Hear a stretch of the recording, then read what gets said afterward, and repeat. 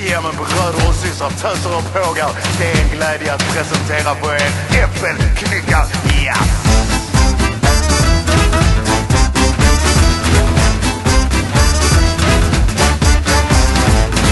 Grännen är hack i hälar, påstår att jag känt från en september.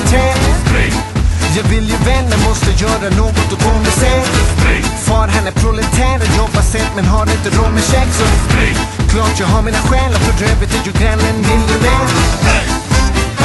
Jag måste springa nu, för om vännen hinner upp mig får det nog ett tråkigt slut.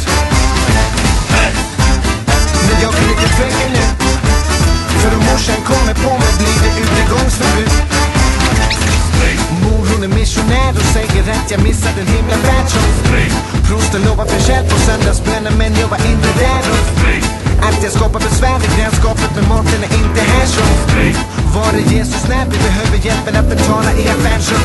Jag kommer som en tjuv om natten till storgodsen och ägorna på landet. Disponenterna sitter på bundsföräldern men märker ingenting för den starka branden. Fyller upp åtminstone kappsäcken med äpplen. Att sälja ner det på marknaden och stoppa varenda öre i madrassen i hopp om att jag slipper betala skatten en gång.